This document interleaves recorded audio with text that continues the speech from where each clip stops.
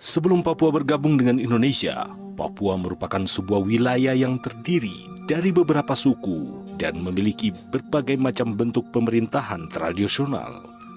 Pada masa itu, New Guinea Nederland dikuasai oleh Belanda dan dikenal dengan nama Irian Barat. Jan van Eekhout, bijgenaamd de vader der Papua, die de felbegeerde beloningen uitreikt.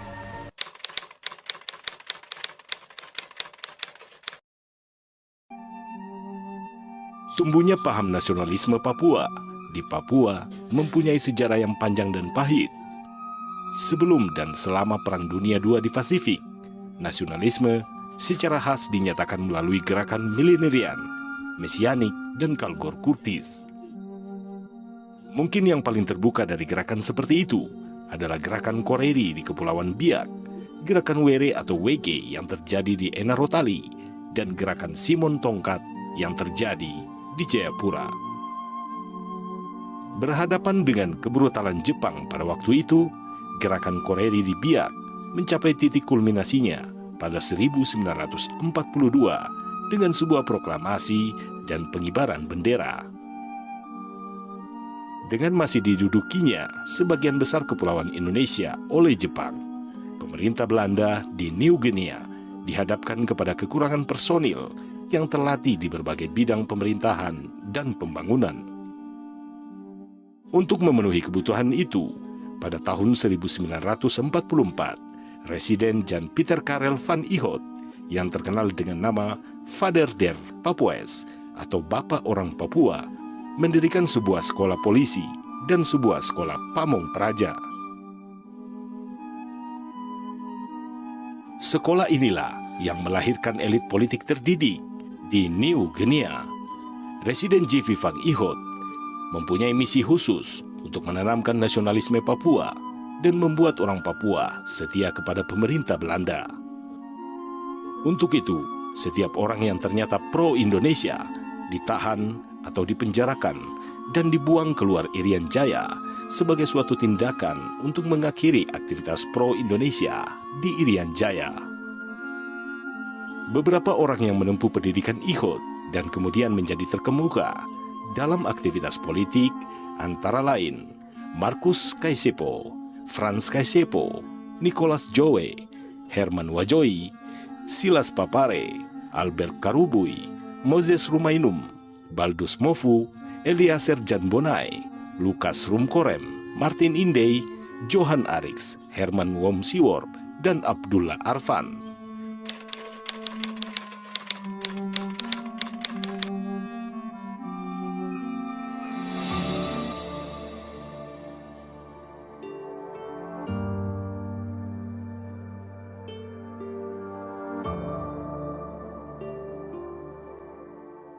Proklamasi Kemerdekaan Indonesia pada tanggal 17 Agustus 1945 ikut mempengaruhi para pemuda terdidik tersebut, yaitu antara lain Silas Papare, Albert Karubui, dan Martin Indey.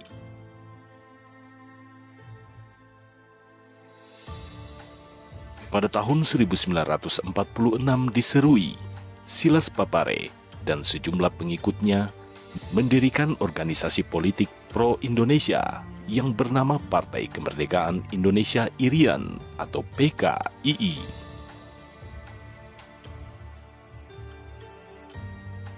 Pada tanggal 17 Agustus 1947 di Manokwari dilakukan upacara penarikan bendera merah putih yang dipimpin oleh Silas Papare.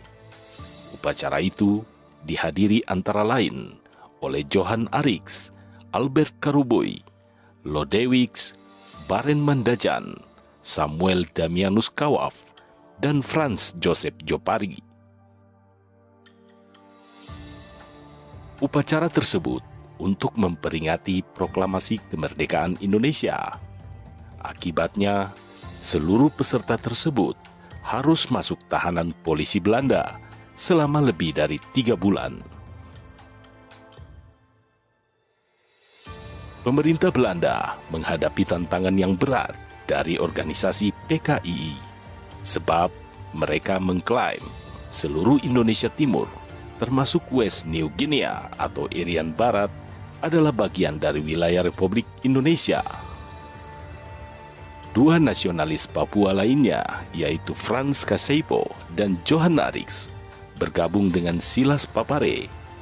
Namun, Johan Arix kemudian menjadi orang yang sangat anti-Indonesia setelah mengetahui bahwa ada usaha dari Indonesia untuk mengintegrasikan Irian Jaya dengan Republik Indonesia dan bukan sebaliknya membantu kemerdekaan Irian Barat. Pada tanggal 16 hingga 24 Juli 1946 dilakukan Konferensi Malino.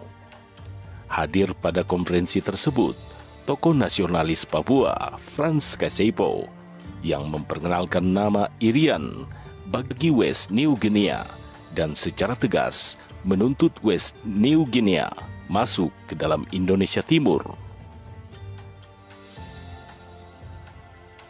Tuntutan itu disampaikan dalam konferensi yang dipimpin oleh wakil pemerintah Belanda, Dr. H.J. van Mook.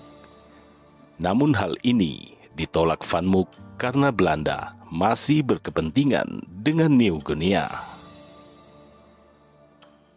Berbeda dengan PKII yang dibina Dr. Sam Ratulangi yang tengah menjalani pembuangan oleh Belanda ke Serui. Maka pada tahun 1954, Dr. Gerungan mendirikan suatu gerakan politik di Hollandia yang bernama Komite Indonesia Merdeka atau KIM. Gerakan atau organisasi politik itu dipimpin oleh sejumlah pemimpin Papua, yaitu Martin Indey, Nicholas Joey, dan Corinus Gray. Untuk mewujudkan dan menumbuhkan nasionalis Papua, sebagai suatu misi dan cita-cita, Van Iholt melarang aktivitas PKII dan KIM dan juga menangkap para pemimpinnya serta membuang mereka ke Makassar, Jawa, dan Sumatera. Mereka yang dibuang yaitu Silas Papare, Albert Karuboy, N.L. Suwages, Lukas Rumkorem, dan Raja Rumagesang.